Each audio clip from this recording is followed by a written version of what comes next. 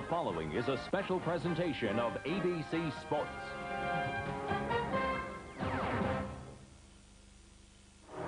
Last week's Indy 500 left us with many questions. Can the new 500 champion Jacques Villeneuve turn his Indy triumph into an IndyCar championship? Can Christian Fittipaldi continue his upward climb and improve on last week's second? Will we continue to see new names atop the leaderboard like Eliseo Salazar? And what about Big Mo, Mauricio Guzman? He's been consistent. Can he score his first win? And least we forget, they're back. Team Penske, and now they have something to prove.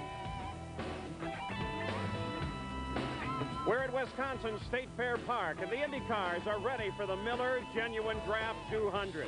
We have a great many stories here today. They're all exciting, but first thing first. The driver's condition of Stan Fox, that driver injured 1 week ago in that first lap accident at Indy. Well, the news is good. He is in fair condition in the neurointensive care unit at Methodist Hospital of Indiana. He is conscious. He has opened his eyes. He is responding to verbal commands, and they say he has greatly improved in the past couple of days. The question remains, what happened, and did the car do its job? At the start, Fox accelerated at 206 miles an hour. 1,000 feet or 3 seconds later, the onboard computer recorded suspension, steering, and deceleration changes some thought was a bump from another car. There is no visual evidence to support that. It could have been a race start turbulence combined with his turn into the corner. Just past the apex, the rear came loose. As Stan countered the skid, his wheels crossed the rumble strip and he hit the dirt. The car snapped to the right. He was then hit by Cheever, ripping a hole in the side of the tub. At 164 miles an hour, he then hit the wall. The side hit slowed him down. Apparently realizing his predicament, Stan's midget racing experience kicked in, and he crossed his arms. But weakened by Cheever's tub, the front end broke off.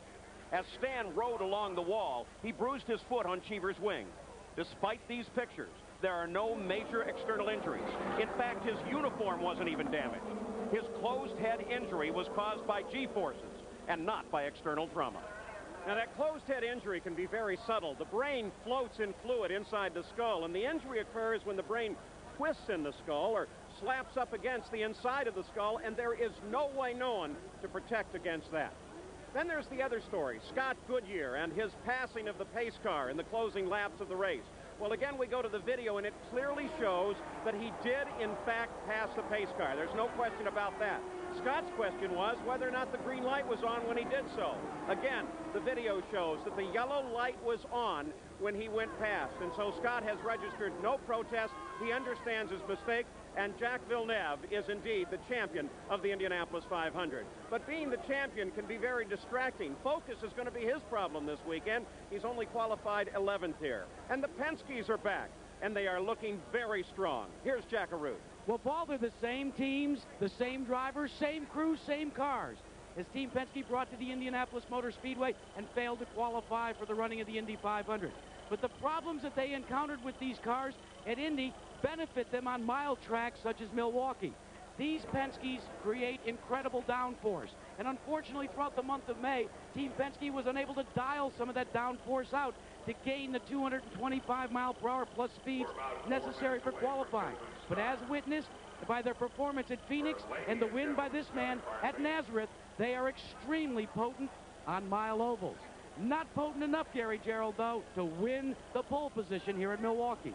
Well, Jack, the man who provided all the drama, the last qualifier yesterday afternoon, the man who sits right here in the cockpit, Teo Fabi. It's the 10th pole of his career. It's the first, however, in the last 5 years, and his first since he's been reunited with Jerry Forsythe as an owner. Something to keep in mind, every driver today has a brand new pressure relief or pop-off valve on his car. This valve is a brand new valve. It's much better, it's more efficient, more improved, but it's been tough for drivers to get adapted to it because it is so extremely sensitive. A couple of drivers were very outspoken in their frustration after qualifying yesterday, namely Paul Tracy and Bobby Rahal. Because it's so sensitive, the roughness of the race surface here at Milwaukee impacts the performance of this valve. And for more on that story, let's go back upstairs to our two former drivers, Bobby Unser and Sam Posey. Well, Gary, the track is rough. Back when I ran here, it was a smooth racetrack, but because of the winter frosties, it's caused the pavement to buckle. The black lines that you see on the pavement on your television set, those are bumps, and they cause the new pop-off valve to blow off. But the good news, Sam, is it's going to be repaved in August, the first time since 1967. Well, Bobby, rough track and a tough battle for the championship. Jacques Villeneuve leads it from Bobby Rahal and Scott Pruitt right now. But there are any number of other top drivers who could be contenders. And remember, the season is still young.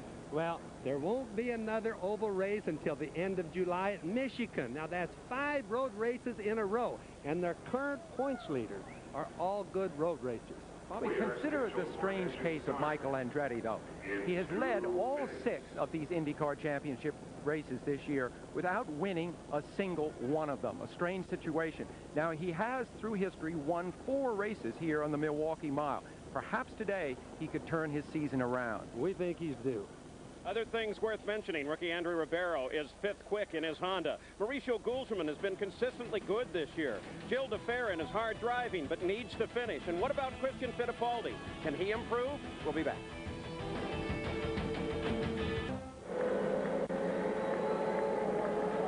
Back at the Miller Genuine Draft 200 on the Milwaukee Mile. The cars are started and beginning to roll on their parade laps. Let's take a look at the starting grid. On the pole, Teo Fabi, his first pole since 1990.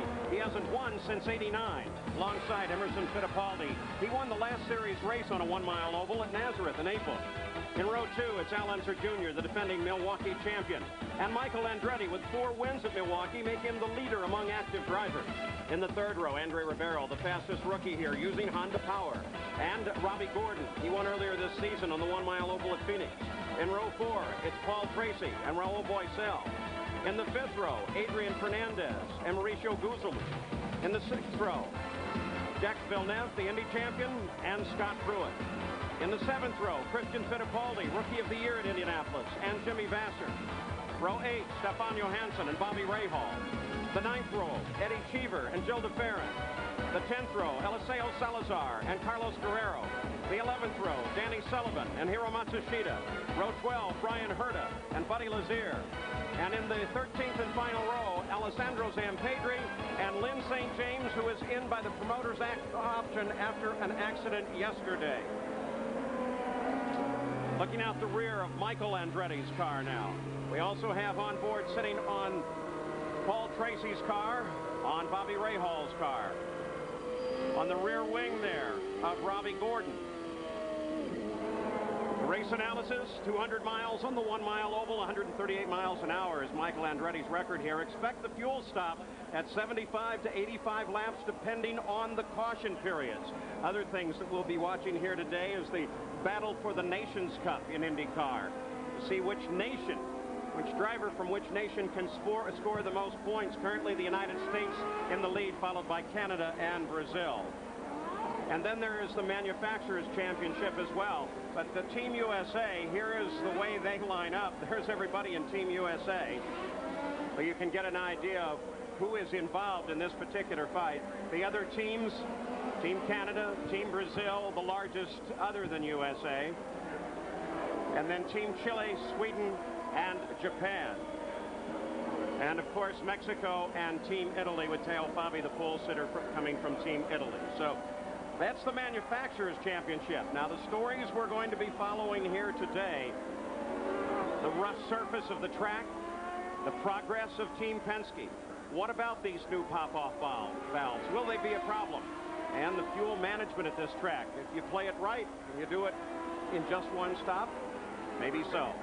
So there they are as they line up behind the PPG pace car. Here's the chassis and engines and the tires breakdown in the field here today, as now they'll begin to go into the rows of 2 alignment. Roger Penske watches his team. For a moment, it looked like they were going to send a spotter up to the top of the grandstand here. Made an appearance, and then I think the officials had a conversation, and they may have asked him not to do that since that is not customary to IndyCar. We'll try and follow up on that a little bit. Off of turn 2, going down the backstretch. Beautiful day here in Milwaukee. Sun shining, a little warm.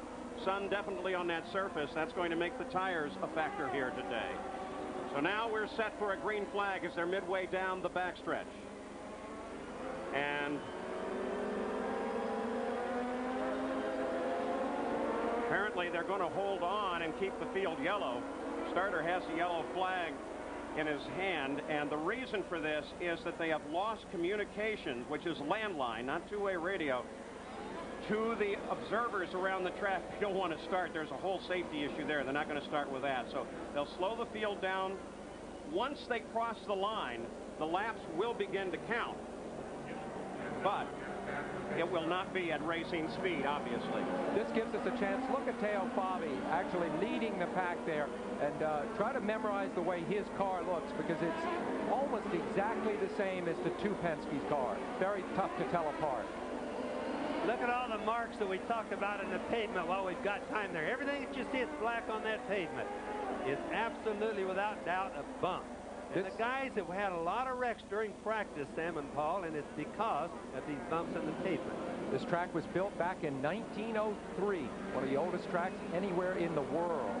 And it was the site for a few years of the Green Bay Packers playing championship football right on the infield on the right of this shot. Well, the temporary confusion over the landline communication has now been repaired. They come back to the rows of two, actually rolling on the very first lap. And we anticipate the green flag will come out to start this run this time around. Teo Fabi, the pole sitter, on the inside. Fittipaldi to the outside. There we go. Green is out. Fittipaldi moves ahead and then drops back as Teo Fabi jumps into the lead. Michael Andretti comes up into third place. Robbie Gordon makes a strong move. On the backside, you ride with Robbie Gordon. That's Michael just ahead. That's a battle for third place. There's first and second ahead as Robbie Gordon comes into third. Now Robbie Gordon moving on Emerson Fittipaldi. He might get caught up close to that wall. No, he tucks back in. The guys are really trying to feel each other out right now. Hard driving. Look at Robbie Gordon as he comes sweeping around the outside. Tries to get around Fittipaldi and does. You can see how rough it is. Just watch from the onboard cameras. The drivers are really fighting the wheel here. Michael Andretti comes around Fittipaldi. And Fittipaldi back around Michael. Exciting stuff. And let's remember, this track is easy to pass on. Doesn't mean it's easy to pass any particular car, but there's lots of grooves. As we go through this race today, the groove will go from clear down to the grass, almost probably 3 or 4 car lengths out to the wall. As Michael gets around Fittipaldi, Paul Tracy comes up to challenge Al Unser Jr. Tracy ducks to the inside of the corner, inside the Penske cars. Little Al holds on and is able to continue his cornering speed on the outside, so Tracy has to drop back in. Teo Fabi still the leader.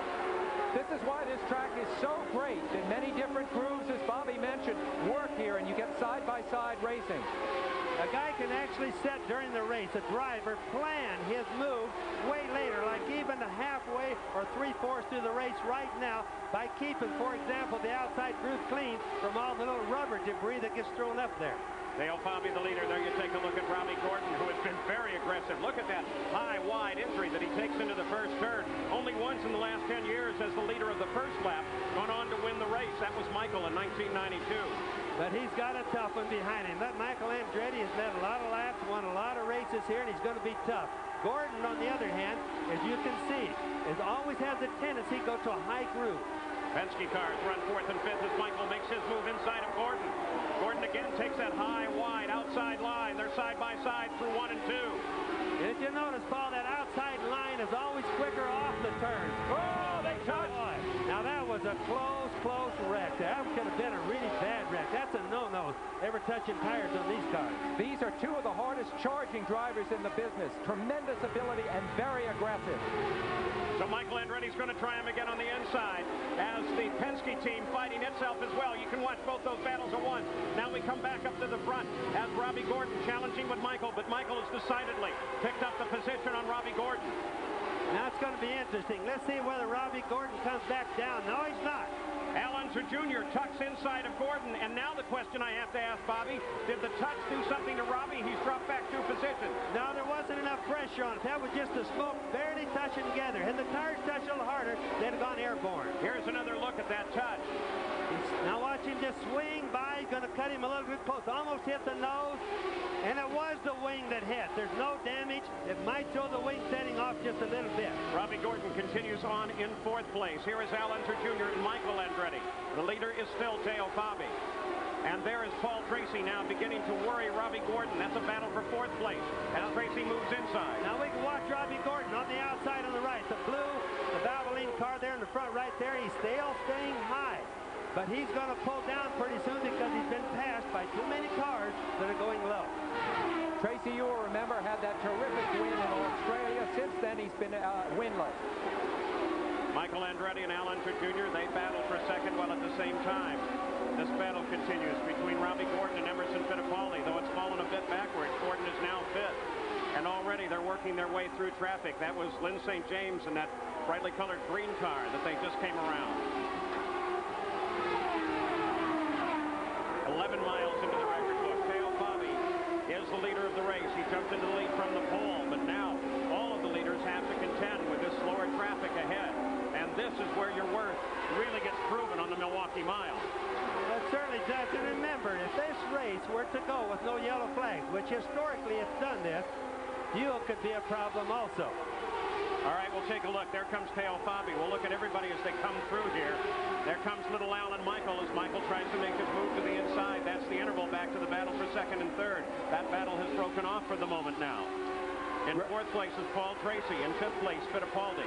Remember that in Indianapolis, as the race wore on, the soft compound tires brought about by the battle between Firestone and Goodyear for supremacy this year, the tires began to wear. The groove got narrower and narrower. We may see that happen as this race goes on.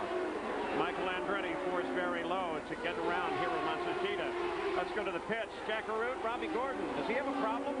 No, Paul, he does not. But remember at Indy, we got to listen into the radio. Derek Walker was watching the monitor, saw the touch between he and Andretti, and radioed to Robbie, that's okay, let him go by. Don't close quarter race at this time. It's a long event. The answer for Gordon, 10-4. So Robbie listens up, drops back into sixth place, but still remains in contact with the leader as we let the field come through here once again. Give you an idea of where your favorite is. You know, when you watch these cars going around the fabulous Milwaukee Mile, the most perfect oval in the world, just think they're averaging 160 miles an hour roughly. You can see with all those patches on the surface here and the movement of Theo Fabi's car on the surface, how rough this track really is. Fabi has had a good season so far, but not a standout one. And I went down yesterday and found out a few things about the composition of his team. Recently joining his team, an engineer named Lee Dykstra, just in the last 3 or 4 days. Dykstra is a famous engineer with a great record, and he may be making the difference in Fabi's organization. With 16 laps complete, Theo Fabi, the pole sitter, is the leader of the race. It's the third race that Theo has, in fact, led this year. Al Unser Jr., there he is in second. Michael Andretti is third, followed by Paul Tracy and Emerson Fittipaldi. We'll be right back with the Miller Genuine Draft 200. In the Derby, Thunder Gulch stormed the victory. But in the Preakness, Timber Country ruled. Now it's the Belmont Stakes Saturday on ABC's Wide World of Sports. Back at the Milwaukee Mile, it's a battle for the lead as Al Unser Jr. The past few seconds has closed on Theo Fabi, and now he fights for the lead of the race. Little Al comes to the inside on the backstretch. Theo takes a high line. They do have a car just ahead of them. That's Jill DeFerrin. And Little Al takes a way high string coming off the corner. You can just see the horsepower is so evenly matched on the car. Little Al trying high-low. Fabi sometimes gets caught in traffic. That's the best racing I've seen in a long time. Now the two leaders have Scott Pruitt and Jill DeFerrin ahead of them. They will become a factor as Theo Fabi continues to lead Little Al. Third place is Michael Andretti. Remember the month-long frustrations of the Penske team at Indianapolis. It's all being vented now. But remember, too, that both Little Al and Emerson, in the effort to get those cars into the race at Indy, ran so many laps right on the limit. So they're as race-ready as if they had been in that race, maybe even more so. Well, we've watched Little Al over the years here at Milwaukee. He's either really hot right on or really bad. Today looks like he's really hot on. It's unusual, though, Bobby, wouldn't you say, for Little Al to run so hot early? He usually comes up from the back, a more calculating race. I think he's very frustrated over Indianapolis. Yep. Michael Andretti now battling for third place. That's Paul Tracy that is beginning to challenge him. Emerson Fittipaldi is back behind Tracy, and then Robbie Gordon. So nothing has truly changed in this order, but the battle heats up here at third place with Tracy moving around Michael. It's unusual to see Tracy running ahead of Michael Andretti in an IndyCar race this year. These two teammates, which seem so equal coming into the season. Michael, in fact, has been faster in almost every race. Let's also keep in mind, around the 75, 80 lap mark, when guys start pitting, they'll be adjusting their cars. A lot of these cars you're watching now will get faster then. 20 26 laps into the record book for Teo Fabi, the leader of the race. Update on what Michael's problems may or may not be. Here's Gary Gerald. And Bobby Unser was right on when you talk about how this track changes, and most often it seems like your car goes loose. That's the report from Michael Andretti. The back end wants to skate away from you here, and they're already trying to make adjustments from the cockpit. They hope that'll work. If it doesn't, then they'll have to make a more significant change on the first pit stop.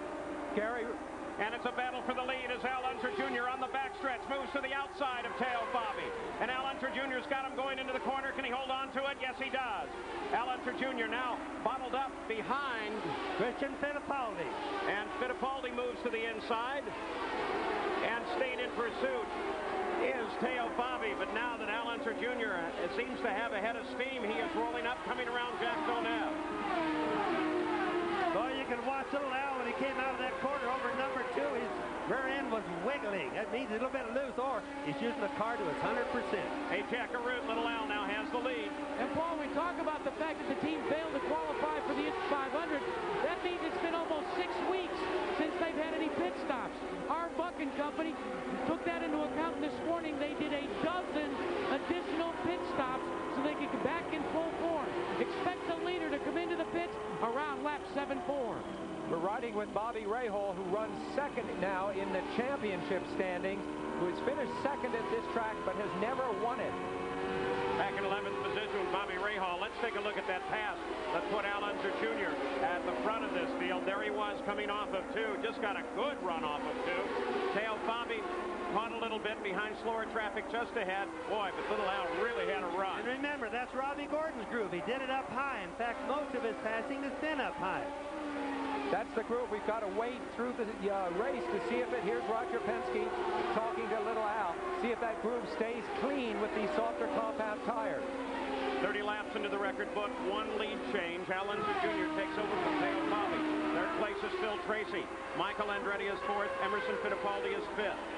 Robbie Gordon runs in 6th, and then Raul Boisel, Adrian Fernandez, Jimmy Vasser, and Bobby Rahal. Interesting as we see Fabi drop out of the lead to realize that no pole sitter has won an IndyCar race so far this year. There's Teo Fabi in the red and white car. Looks very much like the Penske cars right there. Trying to catch a Al, losing ground to him right now, Paul. New team this year. Well, new return team with the Forsythe. I'd say that Fabi is now coming under attack from Paul Tracy, who you're going to see on the right of the screen momentarily. He is right there, Paul Tracy, starting to stalk Teo Fabi. There's Tracy in the red and white car at the top of your screen. And at the same time, Michael is beginning to stalk Paul Tracy. There's Michael right at the back end of Tracy's car. Those two have been going at it since the race started. There's the teammates together. Carl Haas's car, the guy that also promotes the Milwaukee race here. Did I blink or did something flip across the lens on Michael's camera? This is amazing stuff. He's inside Carlos Guerrero there, who was so fast in practice yesterday. Michael Andretti fighting with his teammate Paul Tracy. The leader is Al Unser Jr. Teo Fabi is 2nd. They're not in contact. We can watch the cars at the different grooves that they have on each end of the racetrack. For example, this is going down into 3 and through 4 turn right here. They go a lot wider down, then they come off closer to the wall or wider coming off. You watch down, watch Michael right there in the white car. Here's 1 and 2 turn. Now he's going to go way down, close to the grass down there. Of course, come off real close to the wall out there. Total different group in each turn. Only Michael and Little Al have won here at Milwaukee. Michael, as I said, at the top 4 times, Little Al twice. The others, have no wins here. Now watch that yellow line between 3 and 4 turns. The guys, the fast ones, will try not to hit that yellow line if they can help it because it makes it a little slippery. Paul Tracy very definitely catching 2nd place. Teo Fabi now. Eddie Cheever, who had to start in a backup car because of an accident in the final practice yesterday, has retired that car and climbed out of the pit area. We continue to focus on this battle revolving around 2nd place, and Teo Fabi as Paul Tracy closes in. This is tough driving for Tracy here because he's not only got to think about the man ahead of him, he's got to... There he goes! Teo gets caught. It just got a little easier for him. Well, Teo Fabi got caught. Now here comes Michael Andretti as he's closing on Teo, but Teo just took a low line, and it really cost him. Second time he did that. Dale obviously has handling problems like many of the cars will have until their first pit stop. Keep this in mind. Their tires go away a little bit. Their handling doesn't quite match it. This is the first time in the race. There goes Michael trying to get by. It's the first time in the race that they'll have a chance to really see how their cars are doing. So Michael sets up on Teo. Eddie Cheever, we mentioned, is out of the race. He's with Gary Gerald. Eddie, I know you were concerned you had no laps whatsoever in that year-old chassis. Was it a handling problem? That is last year's car. We had it on as a spare. Unfortunately, after Indianapolis, we didn't have any 95 cars left over as a spare. I didn't even do one lap on it before I ran it today, and with these new tires that Goodyear have come out with, they don't suit that car. It was just dangerous. I was a moving chicane out there. I know there's a few cars slower than I am out there, but that's not what our team is about. I don't want to run it if we're putting ourselves in danger in other cars. That's the first time I've ever done that, and I hope it's the last. Thank you, Eddie. There's the wisdom of great racing drivers. Eddie Cheever wisely doesn't want to peril anybody else, pulls the car out of the race. Andre Ribeiro is in the pits. He has been in twice now, so apparently there is some serious problem with that car. We'll follow that for you as well. At the front of the field, it remains Al Unser Jr., followed now by Paul Tracy. And Michael Andretti is charging in on top of Teo Fabi. Teo Fabi in the red and white car. You can just see he's lame right now. He's going as fast as he can go, but he's not handling good. Michael is just going to get him. It's just a mere matter of time, because right now Fabi's just holding him up. And he's committed to that low groove, isn't he, Bobby?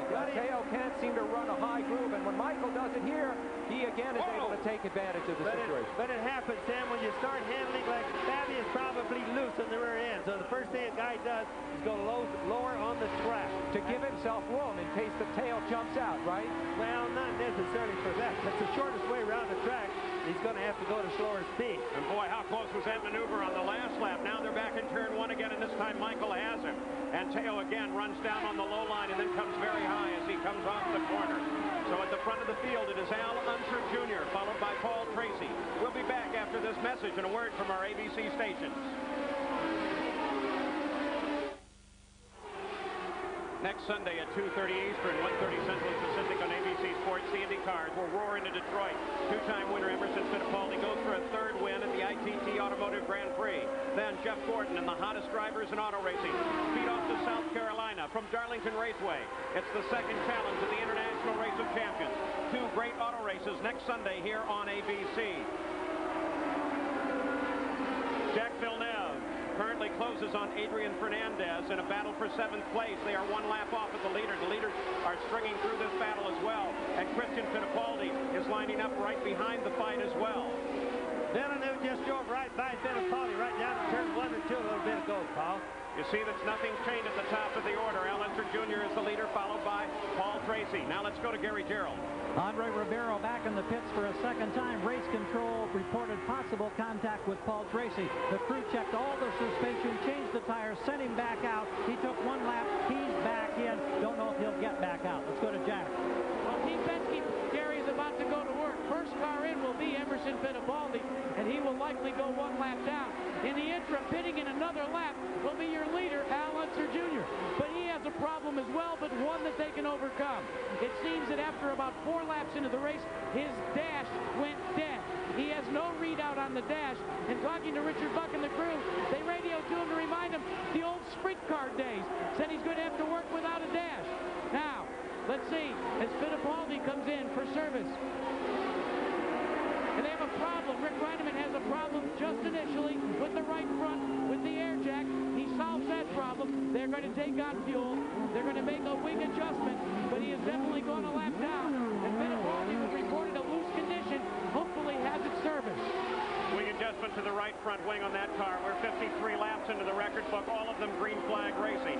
Al Unser Jr., there he is still the leader of the run as his teammate Fittipaldi has made his stop. Paul Tracy is second. Michael Andretti is third. Teo Fabi is fourth. Robbie Gordon fifth. The only race won this year by a man who led the most race laps in that race was Long Beach by this man, Al Unser Jr. It looks as if he's maybe set for another of that kind of race, where he gets out front and stays there, Bobby. Yes, that was an ill-timed pit stop for Emerson Fittipaldi right there in front of us, the red and white car. But what they feel on that is that they needed to adjust the car.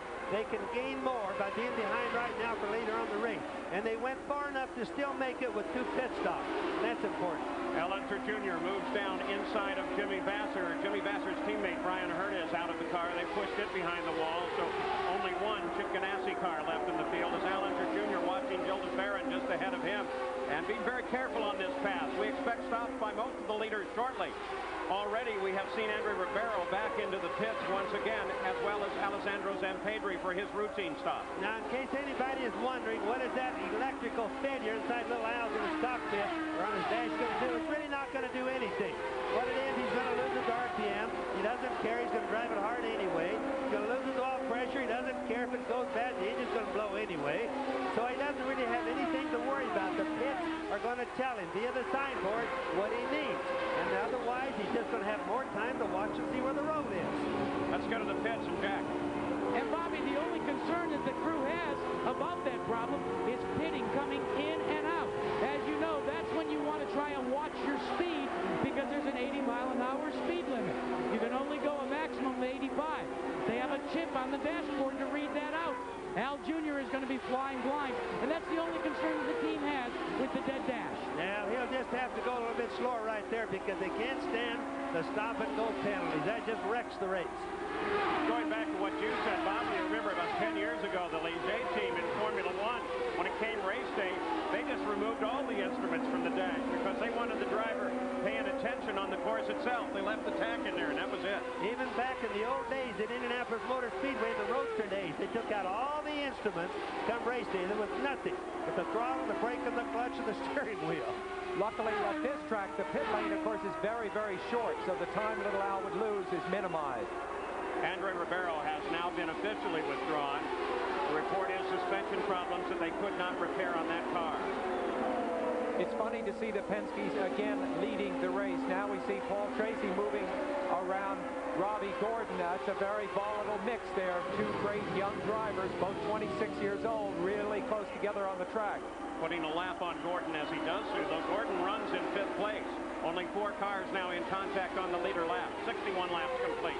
Robbie Gordon is not handling good. The blue and white car just atop the screen right there, not handling good, falling back a little bit. But obviously, Walker has decided not to bring him in to adjust the car this early. He feels it just the opposite of what they did with Emmo.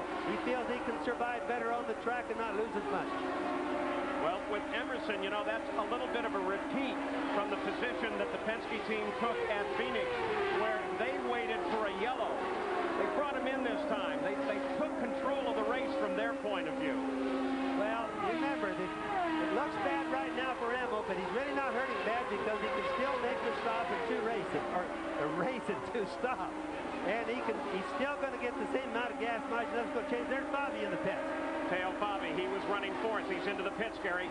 Taking a look at the Forsythe team in action now. Teo Fabi, a 5-time career winner with one of his best opportunities in recent years. Everything looks routine. No changes up on the front wing. Fueling complete. He's gone.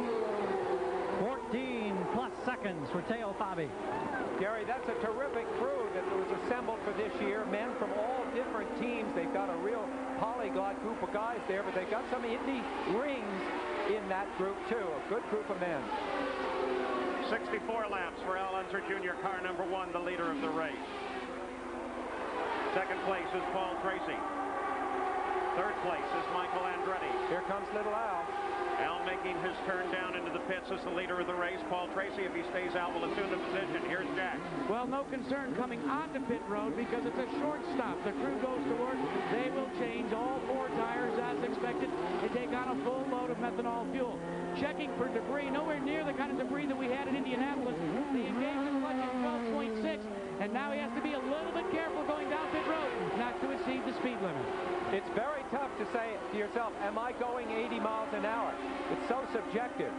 Now, there was no pit adjustments, no adjustments to the car for little Al. That shows what we've been watching on the television.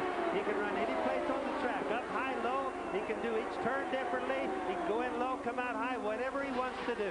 This is the 3rd time that Paul Tracy has led this year. Remember that great run at Surfers Paradise, Australia, as now he comes up behind Eliseo Salazar, who in turn had a great run at Indianapolis into 4th place. Salazar in the green and yellow car on the left there. Tracy on the right. So Paul Tracy due to stop, and traditionally the Newman Haas team have been able to carry their pit stops the furthest of any other team. With the stops thus far, Michael Andretti has moved into second. Al Unser Jr. dropped back into third place with his stop, but he did remain on the leader lap.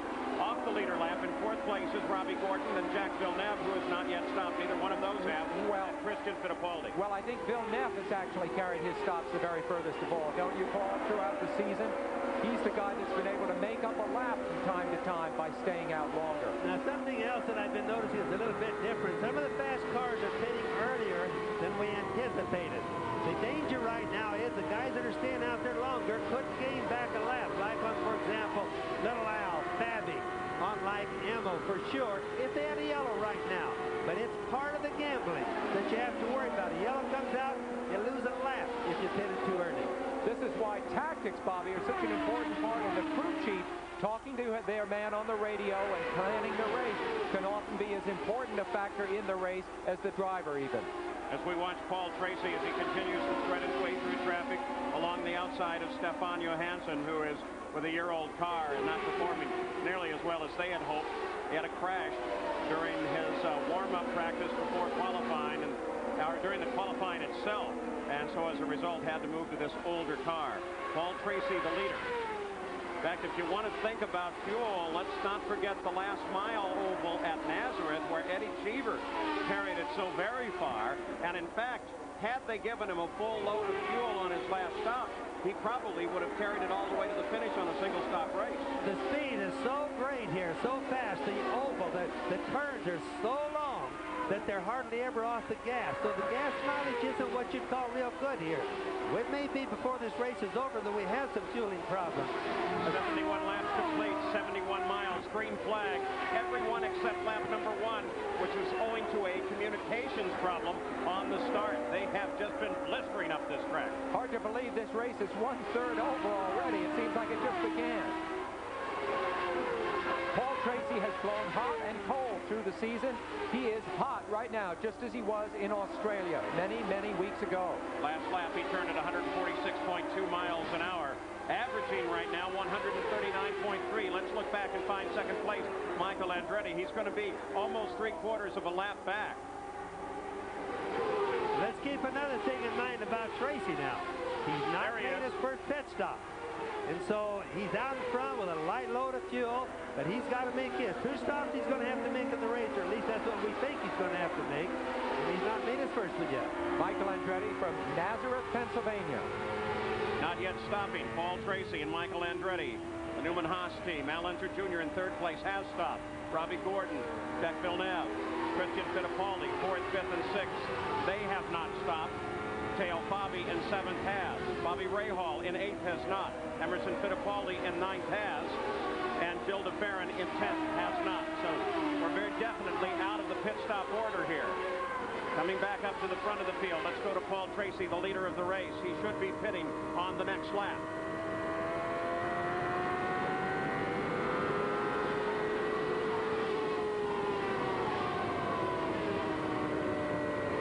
Tracy, we watch for him to see if he moves down low. He does. He's going in the pits. So the leader of the race on the 75th lap, he'll actually log up the 76 as he comes into the pits, comes in for his stop. Let's go to Gary.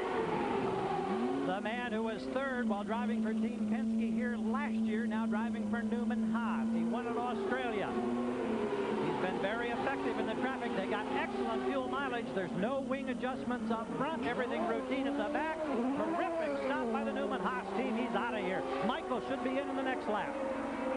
So Al Unser Jr. comes around. Michael Andretti picked up the lead, but Michael Andretti is due in shortly. Jack, let's get an update on several pit stops to come. Well, Paul, Jacques Villeneuve is coming in for his service right now, but behind me, what almost was a major catastrophe unfolded just 1 lap ago. Christian Fittipaldi, teammate to Robbie Gordon. What happened was Christian came in, was in the middle of his stop. Robbie Gordon tried to pull in, was blocked by Christian Fittipaldi. As he came into the pits, he hit one of his own tires. He had to stop again. The jack went up, the car fell down, and they had a long, long pit stop of about 23 seconds. Let's go to Gary Gerald. And a problem for Michael Andretti. The car is stalled. They have to back it up. He made the stop in 16 seconds. It wasn't quick. They had to make a change on the right front. Now, the engine fired and he's rolling, but he lost a lot lot of time. And remember, it's under green.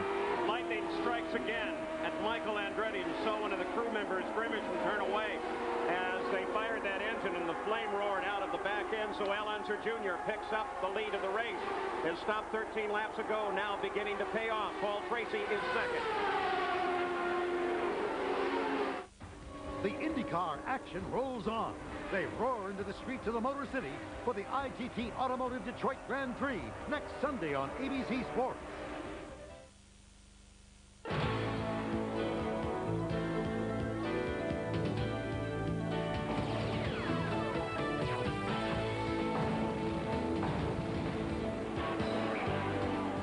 Back at the Miller Genuine Draft 200 as we show you the running order after 83 laps. Nothing has changed at the front of the field. Only 2 cars on the lead lap. Al Unser Jr. and Paul Tracy. Hale Fabi runs third. You look down through the rest of the order. Let's get a couple of updates. We'll go to the pits, beginning with Gary Gerald. Andre, we had a report that you had contact with Paul Tracy. Was that the case, and did that put you out of the race? Well, we had a lot of problems. The car was very, very loose.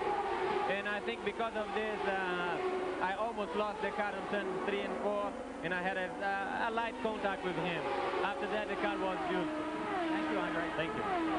Andre Ribeiro. Let's get another update. Go a little further down the pit area and Jack Arute.